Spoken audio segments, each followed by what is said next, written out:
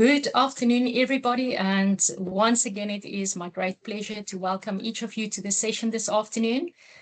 We have heard that there are quite a number of people who are going to join us this afternoon. So just to give everybody a minute or two to join us, maybe if you can, like you apparently did yesterday, pop to us in the chat just from where you are joining, just so that we can get a sense of where all our students are based who are joining us this afternoon, and also to give some of the people an opportunity to still join.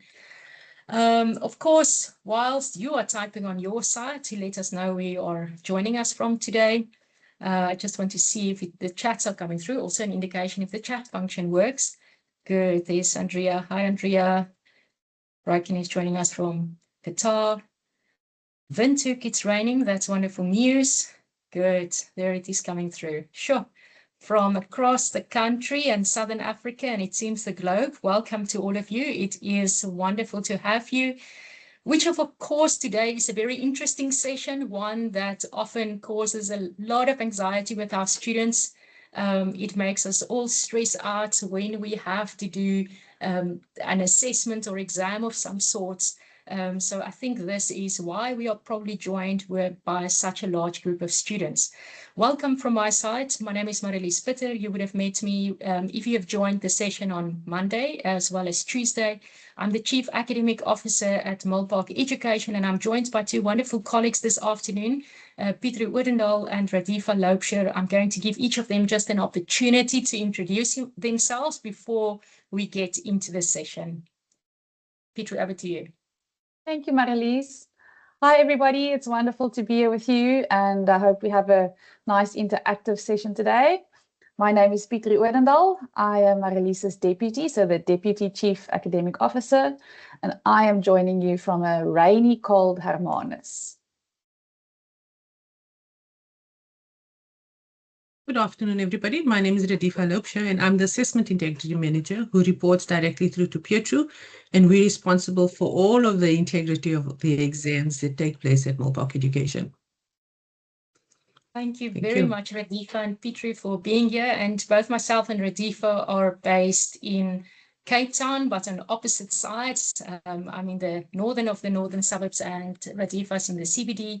And so it's lovely for us to join you today. Okay, let's start with the topic around assessments, just setting this up for you to know really when you start with us as a student, what to expect, sort of to grapple a little bit with some of the jargon that you will come across, I think is very important. We will start there, then we'll move into sort of how to prepare yourself for assessment, where to find things. Then we'll move over into what does sort of plagiarism mean and good academic writing and where you can find resources. Then we want to consider integrity in exams specifically, and some of you may have remotely proctored exams and what to expect there and looked out for there. Then talk a little bit about AI in assessments. And I think the main purpose of today's session is just to tell you where to find information to guide you and for you to really know where to go and look, how to prepare yourself and feel that you go ready into the assessments that you will do with us. So that is where we will start, and I trust that you will find this session useful. Of course, it is a big session with a lot of students from different qualifications. If you are a DBA student, then probably a lot of the things that we will discuss today does not apply because you are submitting a thesis. So it's slightly different on your program, but for the majority of you, there will be some form of assessments. Not everything may apply to your specific qualification, and therefore I want to once again strongly encourage you to join your program level induction or orientation sessions then, and then also your module specific induction sessions. We are not going to go therefore into specific details. We may be able to direct you, but should you have questions for us, please pop it in the Q&A. We will draw from there. Our colleagues will pop some questions to us. If you want to switch on your cameras, you are welcome to do so. But apart from that, I invite you to just give us a thumbs up or at some point wave at us so that we still know that you are there. If you don't want to switch on your camera, thank you for that. And then we are going to get started. Pietru, I think one of the things that we often struggle with is as on our side, and I'm sure that it's for you as well in your workplaces as students, we often find that we start to use a lot of jargon, that because we work in a certain environment, they make absolute sense to us. But if you are a new student to Milpark, some of the jargon that we use may not be as familiar to you. So Petru, maybe just let's start there. What are some of the terms that students will come across, and what are the meaning of those words? Thank you, Marlies. Yes, I agree. I remember when I started my previous job and I walked into the first couple of meetings, everybody just used acronyms, and I felt like everybody was speaking a different language. So it helps if we all just understand what we are talking about. If we talk about proctored and non-proctored, or formative and summative, and so on. So let's start with just off the top of my head, with a distinction between formative assessments and a summative assessment. Formative assessments are the assessments that you need to complete as you are journeying through the module. It is our way of assessing how you are progressing, whether you are engaging with the material, whether you are coming to grips with the material in smaller bits and pieces. And typically on an assessment, on a module, you would have more than one formative assessment. Some of the qualifications have weekly assessments, and the formative assessments range quite drastically from being engagement activities, forum discussions, classes that you need to attend online, tests or quizzes that you need to do, or assignments that you need to submit. And then at the end of your module, you would have a summative assessment, so a summation of all the information that you've gathered in your learning for that module. And that is typically the assessment that carries a bit of a higher weighting. Within Milpark, our summatives range between 50 and 70% of your total weight for the module. So we've got formative and summative. Then another distinction is between compulsory and not compulsory. Compulsory only applies to your formatives. And what it means is, if a formative assessment is compulsory, you need to complete or submit, or whatever format that assessment takes, that formative assessment in order to gain entry into the exam, into the summative. So compulsory in the sense that it is compulsory for you to complete to gain entry to the summative. Just because a formative assessment is not compulsory doesn't mean that it's not important, and doesn't mean that it doesn't contribute to your marks. Your non-compulsory formatives also contribute to your overall mark for the module, but it's just not that must pass through hurdle required for you to gain entry into the summative. Let's talk then about synchronous and asynchronous, which I think is also terminology we've been throwing around. That speaks to the timing related to the assessment, in the sense that if an assessment is synchronous, we require of the whole of the class to write the assessment at the same time. That is typically with a summative, with your exam, where everybody starts at 9 or everybody starts at 10 and writes online. But sometimes it applies to some of the formatives as well. And then asynchronous means that there's a window of time within which you can complete that assessment. It is normally somewhere between 2 days and 2 weeks, but we require of you to sit down and complete the assessment in that time frame. So I can write tomorrow, you can write on Sunday, and everybody can do it at their own leisure, as long as they complete it. And then perhaps the last jargon we throw around speaks to proctoring. Proctoring is a fancy word to say that you are being invigilated online. You're invigilated using your device. So your device uses your camera, your microphone, screen sharing, and those kinds of things to make sure that we can protect the integrity of the assessment as you are conducting it.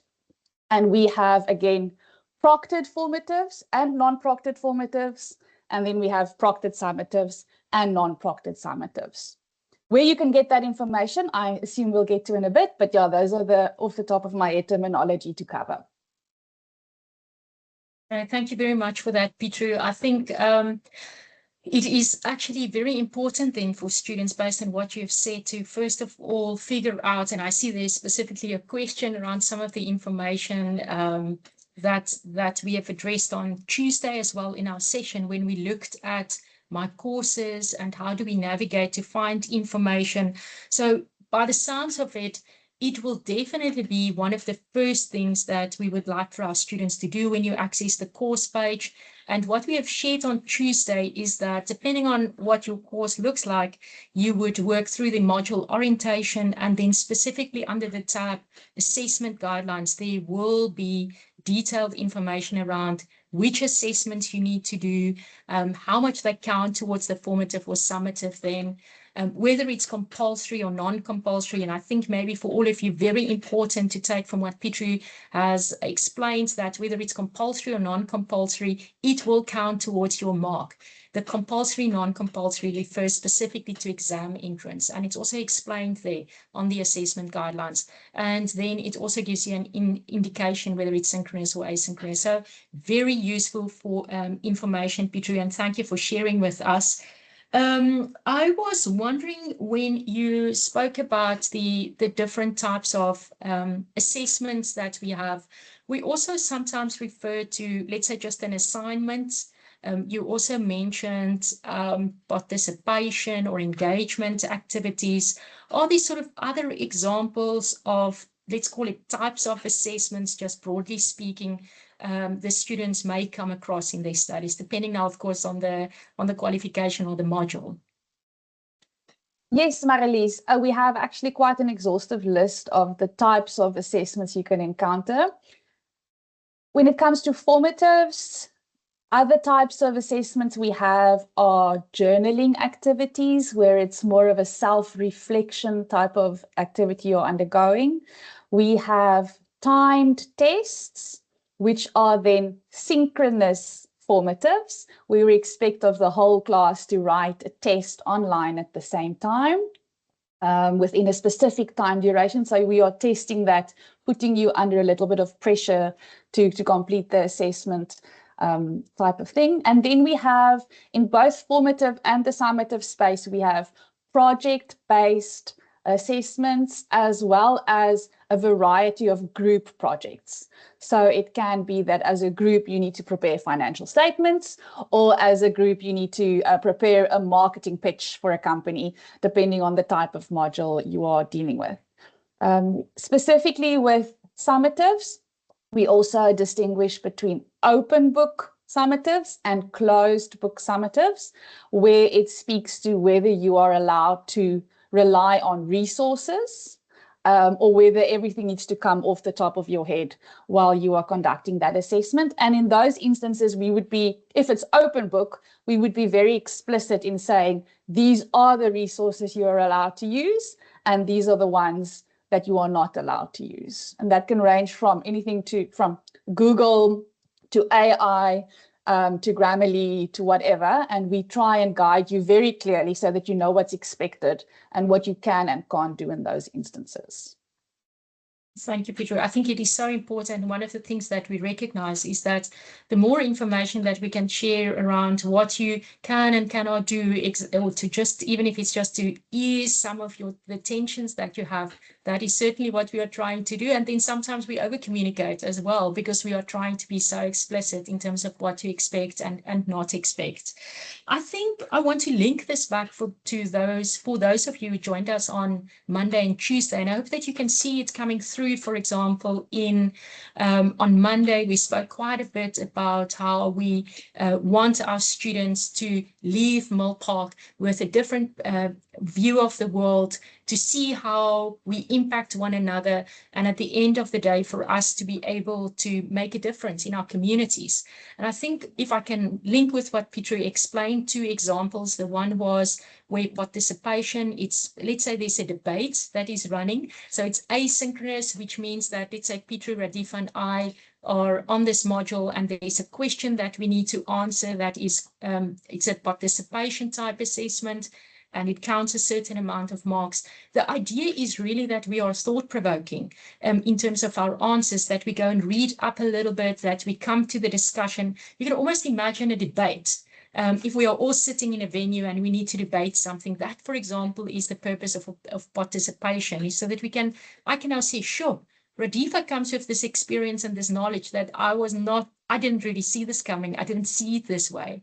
So whilst we will approach our online participation in a respectful manner, of course, that is for me an example that I want to link back to Monday's conversation around how we want our students to actually bring themselves into the classroom, share information and learn from one another. Sure, we'll come to that very interesting question in the chat in a moment, but we'll leave that for a little bit later. The other point that I wanted to bring across is we did speak also about group work. And we know that it's sometimes tough to work in groups when you are studying online and you each have your own, you have work, you have family, and how tough it is. But like we explained on Tuesday, it is also intended to reflect the world of work. And very rarely in the world of work do we work on our own. We are very much dependent on other people trusting us, being part of where we are going, being able to take them along, being able to communicate clearly. So it's not necessarily about the what we need to do in group work, but also what we learn whilst collaborating and engaging. So just making the links for you to also some of the other sessions that we have discussed. Before I move into the specifics of the sort of the post-assessment process, I have another question for you, Petri, if I may, and that is specifically around how do I prepare myself to know what is expected of me in the assessment? So how do I know if I've done the right thing? If I, just any advice that you can give us there.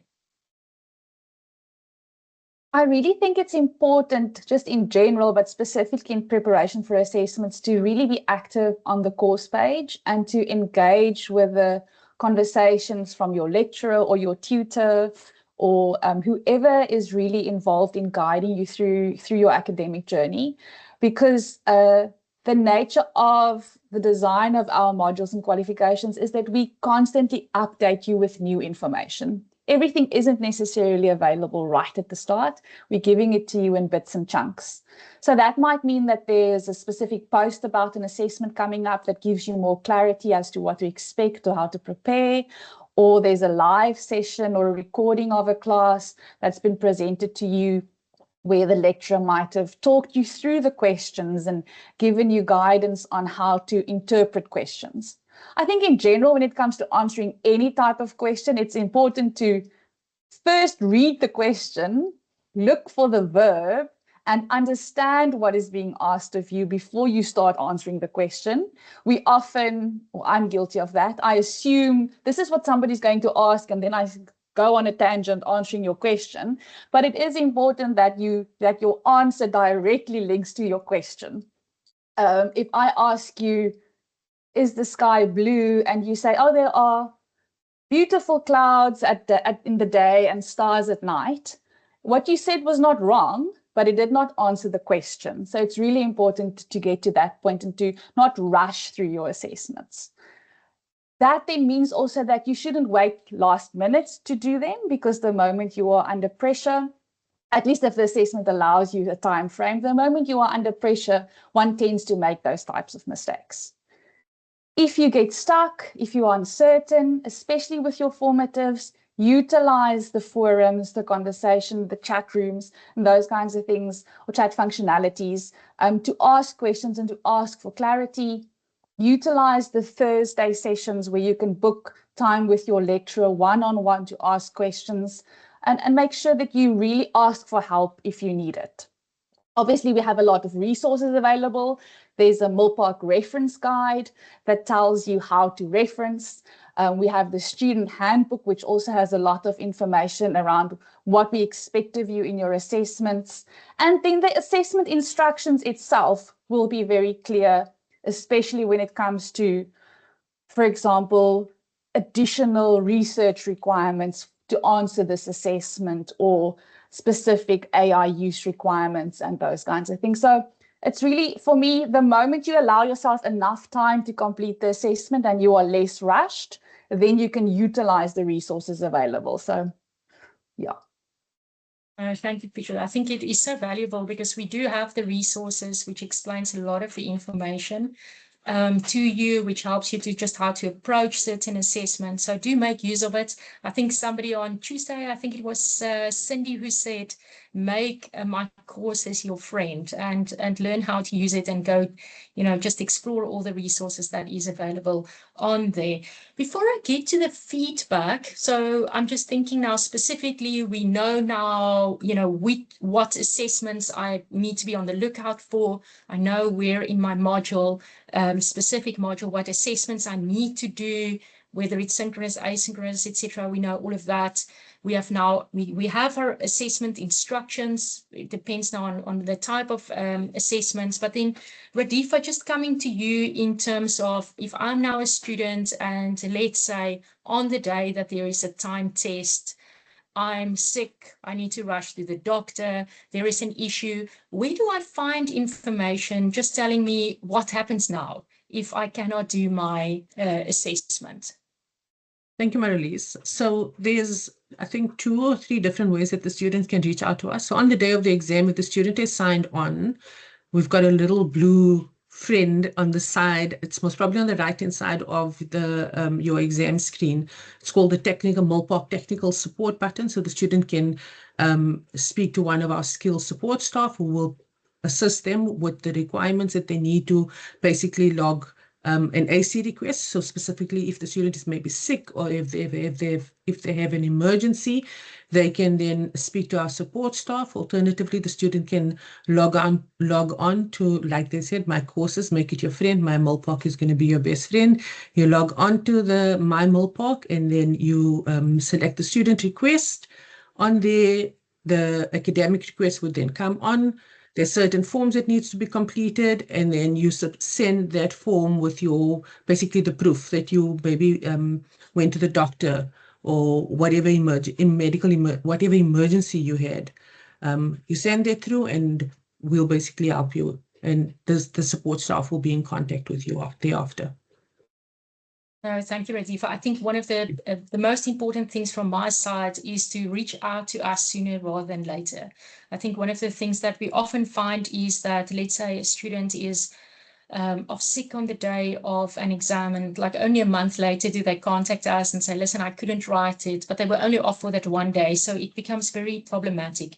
Because then sometimes it's too late for us to do anything to still support you. So that's why it's problematic. Also, if you are we discussed on Tuesday that for the immersive online or DLO mode of delivery, you may have assignments due. Petru also mentioned it, assessments due every week. For those, we literally need to know on the day or the day immediately after the due date so that we can still try. And I think Andrew mentioned it's like a train that is leaving the station and you must try and hold on. So let us know so that we can ensure that you stay on this train that is running in terms of your study. So please reach out to us sooner rather than later.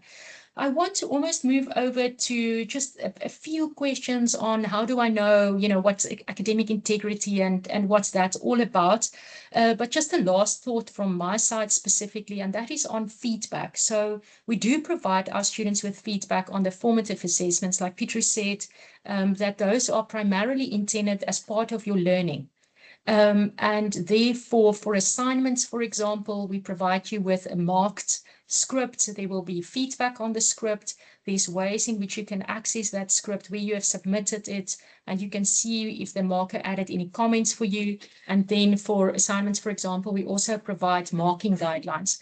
For some of the other assessments, like online tests, you will be able to see the answer to the question you may have, where you didn't get the right answer. So there are various ways in which we give feedback. For those, also reach out on the module or on a qualification level and ask the lecturer what is available to you and access the feedback support. Remember, those are incredibly important for your learning as you move towards the summative or as part of your learning journey.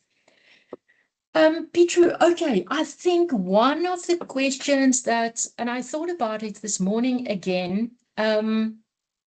when we look at questions that are out there around, I mean, often when we start out with ethics modules, it doesn't actually matter whether we discuss ethics in a workplace environment or ethics just in general from a theoretical point of view. We recognize that all of us are different. We come from different backgrounds. So because ethics is it's not just the thing that's written on a paper. It's very much also part of who we are and how we are shaped, etc. And we refine it as we look at ethical dilemmas and we consider different perspectives. And I think for us as well, when we look at this, giving better or clearer guidance to people as to what is not acceptable and what is acceptable is critically important. So if you can give us some idea of the types of guidance documents, and you may have touched on them already to a certain extent, but how do I know as a student what is acceptable or not acceptable? Marlies, I think the main principle is that you as the individual, you are our student, and we would like to assess you.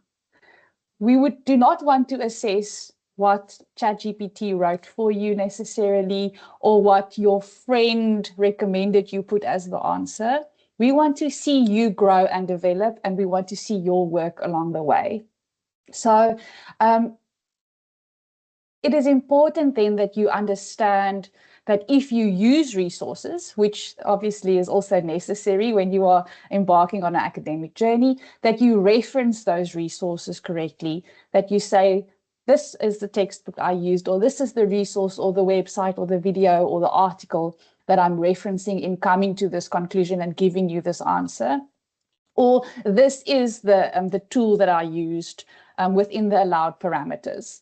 If you are referencing, we have a prescribed referencing style, which is all captured in the Milpark reference guide, which is available in multiple places. So if you're not sure how to reference, and I still am not, then the reference guide is also very handy to have on hand.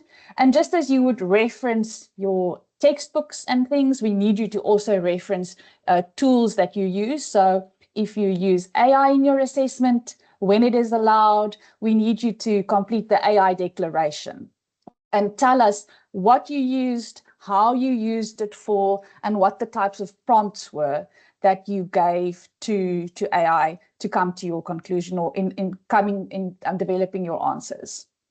If you are still unsure, as I said, the instructions in the assessment should be quite clear.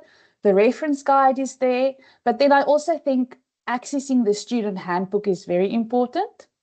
And within the student handbook, we have the good conduct and disciplinary policy, as well as the exam rules. So that covers any type of assessment or scenario that you might come across, and should give you very clear guidance on what you are allowed and not allowed to do.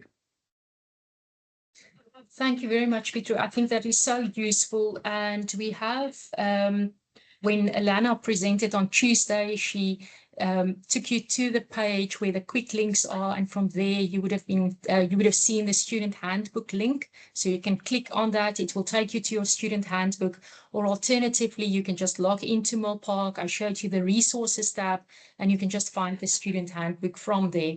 And then if you are still unsure, please log a request on the student help desk. There will be some resources available as well on the student help desk that will guide you in terms of what we cover in the policy on good conduct. Peter, I don't know, I posted in the chat now just that we use APA 7th edition and that there are resources. By the way, I thought of mentioning to you as well that we have a librarian, and you will see that there is a link to the librarian. So should you need any help with your just how to write academically, then you're also more than welcome to reach out to our librarian, send a message there, ask for some support, or even if you need a one-on-one consultation just to help you with your academic writing. And if I'm saying academic writing, what I am referring to is just how do you take from different sources, how do you construct your own answer, and then how do you write your, whether it's an essay or if it's a report that you need to write, how do you write it to ensure that you bring in the referencing correctly? How do you link sentences, etc.? The librarian can also assist you with that. So that's also a great resource to use. Petri, maybe just a question from my side, maybe to help the students as well. Is there any tools that they will encounter in their studies with us, which, for example, check similarity or plagiarism, and how would it work from a student perspective if they encounter that?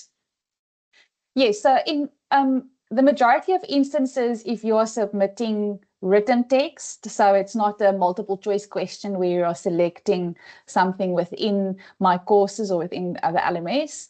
If you are submitting a formative or a summative assessment on Word, you are required to submit it via Turnitin.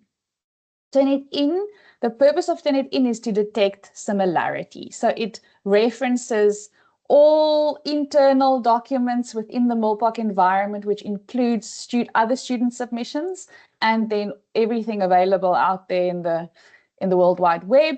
And it looks for similarity between your submission and what is available out there.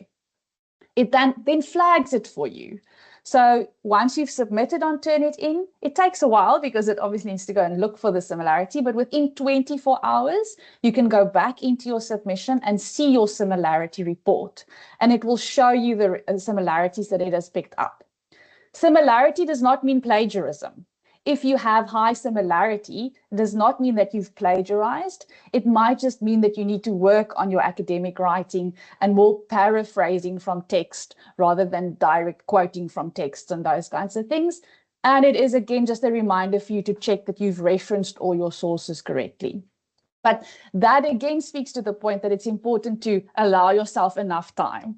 So if the assessment is due on Friday and you submit it Friday by lunch, then you won't have time to see the report, the Turnitin report at least, and make changes before the final cutoff. So try and submit 2 days in advance. You get your report, you still have another 24 hours or so to make improvements, and then you are sure that you've crossed all your T's and dotted all your I's.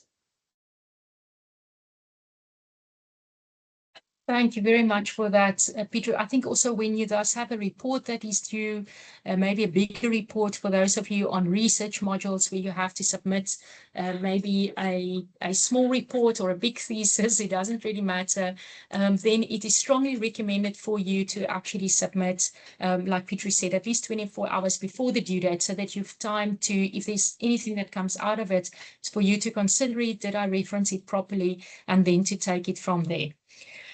I'm now going to move over just to some of the other words that we have used, like remotely proctored exams, etc. But before I do that, I just wanted to mention that I note some of the questions that relate specifically to certain modules around assessment due dates. That's maybe in the past. We will escalate those individually because it's not a, it speaks to a specific qualification, so we will investigate those. And then I also see some interesting questions around the templates, which perhaps does not look familiar or you cannot find it, etc.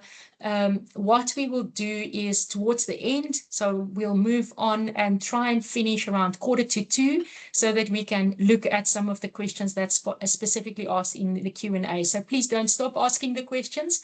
We will try and work through as many as possible.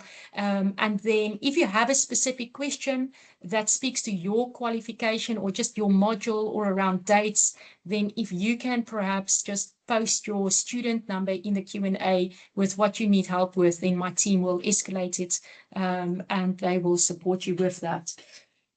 Okay, back to you then, Petri, just on a question around, you explained it a little bit, but let's give the students more information about what is a remotely proctored assessment and what can they expect of on a day of an exam or a test if they arrive now at their own desk, of course, and it's remotely proctored. Sure. So remotely proctored assessments, it's our way of simulating what would have happened if you went to a venue and there were physical invigilators walking around checking, watching you write the assessment. So proctoring means that you are being invigilated, but invigilated using technology, using your device. You will use the same device, the same laptop or desktop that you used for your studies, and you will log into my courses as you normally do, navigate to the module in question, and go to the link for either the formative or the summative that is proctored. It will ask you the typical declarations that you are used to say that I'm submitting my own work and all of that. I'm familiar with our code of conduct and those things. And then it will just enable software to run in the background. That might mean that a new tab is opened up, or it might mean that there's a pop-up that you just need to say, I allow. But effectively then your camera will be enabled, your microphone will be enabled, and your screen will be recorded for the duration of the assessment. Other than that, you continue as per usual. You access your questions, you submit your answers, you do what you would have done anyway, just that we are watching you in the background. It's important to know that the proctoring isn't done live. So there's not literally somebody sitting on the other end watching you as you write. Radifa and her team of very skilled, they call themselves investigators, watch the recordings afterwards. So if you are doing something untowards in the moment, we will not stop you and say, whoa, whoa, whoa, this is a closed book exam and we can see you've got a book with you. So we are going to leave you be and let you finish your assessment, but we might after the fact send you a letter and say the conduct that you displayed during the assessment was contrary to our rules and thus your assessment was invalid. Obviously, we don't like to do that and we work from a place of trust, but we also need to protect the integrity of the institution, our assessments, and at the end of the day, the qualifications that you walk out of here with. No, thank you very much for Petri for that. I can see that Iska, the comment there, that is not making me nervous at all. So I understand that this may come across as, just maybe it's quite daunting. I can remember the first time that I had to write an exam where it was open book, which I also thought I must maybe mention. Petri mentioned earlier that a closed book exam means that you are not allowed to have any resources with you. You cannot, so you actually need to study. And unfortunately, my first experience with an open book exam at home was that I thought I can just put everything on the floor. And as I get the question, I can run around, which is not allowed in our exams. Just maybe mentioning that to you, because it will say that you need to sit in front of the camera the whole time. But that one was slightly different. So I thought I can run around and just, find the information that I need. I cannot tell you, it became chaotic. So if it's an open book assessment, you still need to study. A good idea is also just to have some notes with you. I don't know, Petri, if there's something that you did, because I know that you have written quite a number of open book exams, for example. So just some tips there of how to approach an open book exam. Sure, Marlies, I always think back to my CFP competency exam, which is now longer ago than I care to mention. But the tips I always give students there is just to not have all your resources available with you, because then the clock runs out quite quickly as you are looking for what you think was that one sentence that you wrote on a page somewhere. So it's really just to have organized notes and to really edit your notes in your study process to make sure that you've got one file full of printouts or one folder on your desktop with your notes and they are indexed correctly and that kind of thing. Because the fact is that open book exams are still timed. So there is still a clock ticking. I also think that it's worth with open book exams to almost understand what your time allocation per mark is. So if you've got a 2-hour exam, you've got 120 minutes, let's say it's a 100-mark exam. So you can just spend just over a minute per mark. And a 10-mark question then means you need to have 10 or 12 minutes and you should be done. And just to keep yourself going, because a little tip from the academics, but the easy questions are normally at the end of the paper. So you have to get to the end of the paper to get to the easy questions. And if you get stuck in the at the start and you don't get to those ones, then you miss out on some of the easier marks sometimes. No, that's very good. Thank you for that, Petrie. Radifa, I know that you are also, you have also been studying for a number of years whilst also working. So it's also not unfamiliar to you to have all of these, experiences. You're welcome to add a tip or two to what Petrie just said if you want. But what I wanted to ask you specifically is, what are some of the things that, based on the exam rules, your team would look out for, and that is important for us, and that your team look at specifically? My favorite one, Marlies. Thank you. Yeah. So it's like Pietro said, we don't watch you live, so we're not going to go and stop you in the middle of the exam. The main thing that you need to make sure is that there's no cell phones laying around. I think we all, every single one of us, have a little cell phone or two laying around, and we human. And as much as you're not using that cell phone, we need to make sure that that cell phone is put away, out of reach. Some of the specific, there's some exams where a cell phone is used to upload the exam. So that would also, it will only be allowed in certain instances, but it's not allowed at all. You need to make sure that you're sitting in a area, where your lighting is perfect. We're basically the same as I'm sitting now. You've got lighting, there's no sound, there's no little kiddies running around in the background, which we do understand. I'm not going to go and flag you and say, oh, your child was sitting on your lap while you were doing your exam. You would basically maybe just get a warning to say, please just make sure that there's no disturbances in your next exam. No music in the background, because then we tend to not hear the sounds that we want to hear. And I think also the main thing is to make sure that your room and your desk is cleared of any objects. Also, module specific, some modules do allow for scrap paper to be used, or maybe an annexure, but that gets scanned in and it gets shown to the camera. So just make sure all of these things, if it is allowed, it is scanned in and shown to the camera before the exam is started. And yeah, just make sure that nothing is there that's going to make me suspicious and flag you and get you to rewrite your exam. I think, yeah, that's the main things, Marlies, that we look out for. No, thank you, Radifa. I think it's so useful. I think you must almost imagine just going to a venue, and whatever you would have done in the venue, do that when you write a remotely proctored exam. It's not anything different. We sometimes think it's different, but it's not. So I see that we have a few people in the chat who are very much like me, who, when they think, sometimes talk to themselves. Which is, I think, something that we understand. So what I always say to students is, just do everything so that we can see that you're doing things above board.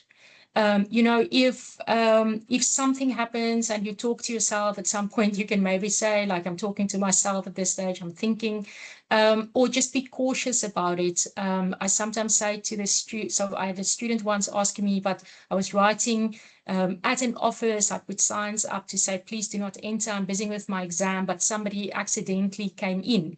I mean, we understand that things like that happen. So what you can then say is just, please leave, I'm busy with my exam, and continue with your exam. So we want to assume that our students understand what this is about, and that they respect the exams, and that we respect each other at the end of the day. And so therefore, we will try our best to look at whether you are talking to yourself. But of course, if you don't have to talk to yourself, then you can also be looking out for that. A good one about the dogs. No, we can probably not hear the neighbor's dogs barking, but if your neighbor's dogs are barking that much, you may want to consider sitting in another venue, because it may not be quiet enough for you to be able to write your exam. So I think if you arrive as if that arrive well in time of the start date of the start time of the exam. Switch on your computer, make sure that your desk is clean, that you know beforehand what you're allowed to have with you. Like Radifa said, there will be clear instructions if you're allowed to have certain things with you. So make sure about those things before a day at least, or 2 days or 3 days, a week before the exam, and then you take it from there. Then I just wanted to ask something around, Petrie, maybe just some information around the tool that we will use this year. Can students test it out before the time? Would be, before I start with my exam, is there a way of testing it? And any other important aspects that you want to mention around this? Sure, good question, Marlies. As I suspect everybody here got an email from us, was it on Monday, to introduce you to our new proctoring software. We're using the Invigilator app, which is a proudly South African app, as our proctoring provider. To prepare for the exam, we strongly recommend, in fact, we are making it compulsory, that you do a prep test. The prep test will be loaded on each and every course page, but it isn't there yet. So I know that it's coming, but it's not there yet. And your prep test will be a quick 10 MCQ. We're asking questions around exam integrity and exam rules and those kinds of things. So not related to your module or that you are busy with, but a quick test for you to use to test that everything works on your device, and for you to create your profile with the Invigilator app. So when you click on the prep test, it will have you activate your microphone, activate your camera, allow screen sharing. It will ask you, I think it asks you to create a password. Your login will always be your my.milpark email address, so the one that you were assigned when you were admitted to us, or with us. And then it will also have you take a master photo or a selfie of yourself, and a couple of steps that you need to go through in order to start your first invigilated assessment. Then you can just skip through the questions if you want to, do the test quickly and submit. That means that you've got a registered profile with the Invigilator. You know that your device and Invigilator are compatible, which it should be in 99% of instances. And you are also comfortable that everything is set up and ready for your exam day. So just to mention that we are making it compulsory because we need you to go through those steps before you can actually write your exam, because we don't want you to get to the exam day and still have to take now a selfie and calibrate and all of those wonderful things. And we also understand that some students are writing on devices provided by their employer. And that might mean that there are some IT administrator rights required for you to be allowed to share your microphone or your screen or those kinds of things. And intervention from an external party is required.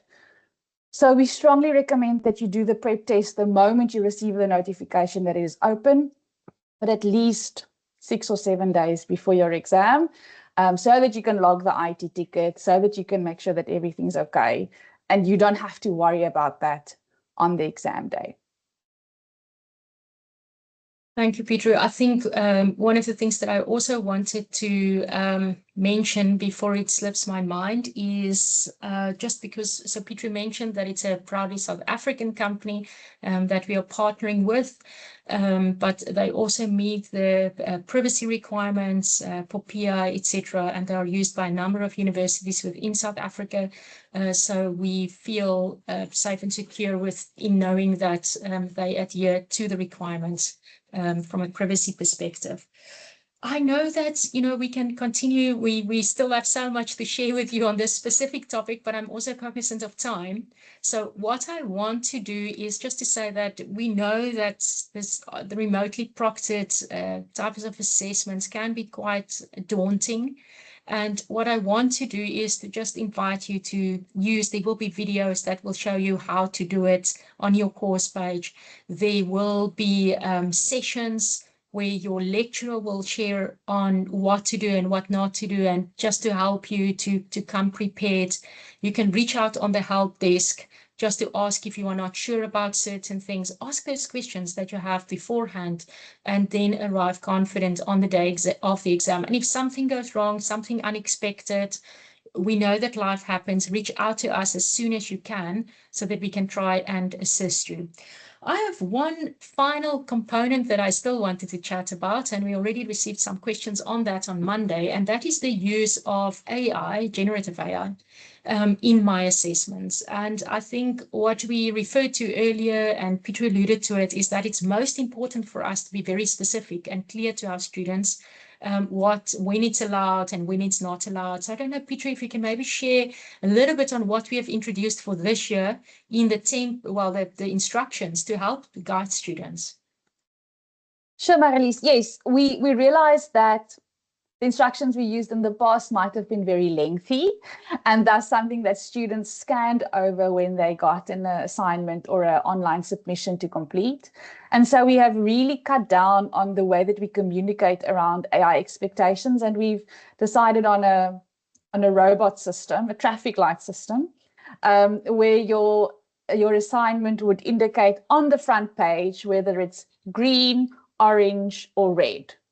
If you have a green assessment, it means that you're expected to use AI in this assessment, and there would be more detailed instructions per question or per section of the assessment, but know that the default is we want you to use AI. It's a core part of the assessment. On the other end, if it's red, we are saying AI use in totality is not allowed here. And then the middle ground is an orange assessment, where there might be or will be AI use required on some of the questions. And then it's also very important per question to just read what the expectation is. In all instances, regardless of the color, we need you to complete the AI use declaration. There's guidance on what an AI declaration should entail, both on the course page and in the student handbook. But we need you, as I said, just like you would reference textbooks and other resources that you use, we need you to reference and declare your use of AI. And that is a core requirement in all of these instances. There's not a strict format for it. It's just about relaying the information to us so that we can also understand how you used it and how it might impact what we see as your submission. Yeah, I think what is very important is that we can use AI. Let's say I have a specific essay that I need to write, or I need to write a report, that we recognize the importance of using generative AI in order to say that I'm thinking about this or that or the other, but what about this? So you can actually use the generative AI tool also to help you to prepare your answer, to learn, to just say like, sure, I'm not sure, maybe I need a little bit of more of resources, can you guide me? So that's what you can do. So when you need to do your AI declaration, be very specific about what you have done, what you've not done. In some instances, it becomes very much part of what you need to submit. So please read the instructions carefully when it comes to that. I did see a comment somewhere on it, but I want to strongly encourage all of you to do the AI course that is available to all of you in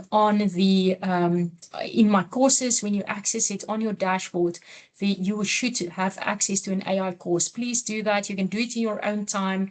There are no assessments that you need to do. But it gives you very important information around the use of AI.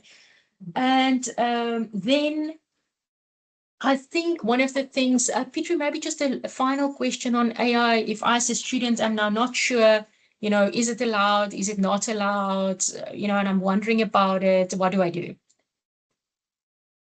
Ask. Don't assume, I think is the best thing. Ask your lecturer. Once you've read through all the documents and you can't find the answer there, then reach out and ask. No, that is very true. I think what I often also find is and that's why it's so important for you to do the AI course, is that should you should you have to use AI as part of your assessment specifically, sometimes the output of AI is incorrect. So I think one of the things is, and you will see it in that AI course, is that not only does it become a skill for us on how to prompt AI, but also how to check the technical correctness, taking into consideration that there are still some biases in AI, etc., that doesn't necessarily represent our perspective from a South African context. So there are issues, and that's why I want to encourage you to do the AI course. Maybe before we move over to some of the posts, but maybe we should just do that now. I see we only have 5 minutes left. Time, it went past quite quickly. So maybe I must go to I don't know, Pietru or Radifa, if you pick up any questions you want to specifically address. I see there's a question on templates, whereas last year you would have had a template with your name and student number. That's no longer required. So you can just start off with your assignment, for example, on a Word document, and then start with it. We can pick up whether, your name, it's linked to you directly. So we do not use those templates anymore. Pietru, there's a question around support documents and instructions and practice tests for the Invigilator app, which I think you can maybe just remind us all of where to and when to expect that, etc., more or less. Just scroll through. Sure, I'll get to that quickly while you look for the next one. So yes, preparing for the Invigilator app, you will have access to a prep test. The moment the prep test is ready on your specific module, you will also receive an email about it. So there are prep tests going live today for assessments that are taking place early in March. Then next week, we will launch the prep tests for the latter part of March, and the week thereafter for April, and the week thereafter for May. We are staggering it a little bit on our side, but you will definitely get an email to tell you. And in that email, you will have all those resources that Marlies mentioned, the technical specs, the how-to guide, the YouTube videos, and all of those things. You will also have, because I think that question also related just to mock exams and those kinds of things. You will also have closer to the exam, your academic owner will share with you a mock exam to help you prepare for the content or the types of questions that you might get. Yeah, I hope that was what was asked. Thank you for that, Pietru. Before we close, and I'm going to ask both Pietru and Radifa if you just have any final advice specifically as it relates to assessments for our students. I just wanted to mention specifically to all of you again from my side that whilst this is daunting for you, we do not mean to add to the anxiety. We actually try to take away some of it. But we also do consider this as a very serious matter. So I think what we have lots of discussions, internally, sometimes it is hard to know whether a student's conduct aligned with what we intended it to be, and we really try and apply our minds. But we also know that we need to be fair towards other students, and we need to protect the integrity of the qualifications in our institution. So yes, we do take these things serious, and we do put a lot of resources to it. And we will engage with you if we pick up that you have not in an exam, for example, adhere to the exam rules. There are certain sanctions that come with it, or it may just be because you didn't adhere to the exam rules. We didn't know what really transpired, and in which cases we may need to ask you to retake the exam. So there are different things that works out. But what I can definitely give you today is our commitment that we are really trying our best to balance this between knowing that writing exams and doing assessments it's a very difficult time for us as students. It creates a lot of anxiety, but also knowing that we need to protect the integrity, and we are forever trying to balance these things out. Sometimes we may get it wrong, but we are definitely asking all of you to approach it in a way that what is allowed, what's not allowed, but at the end of the day,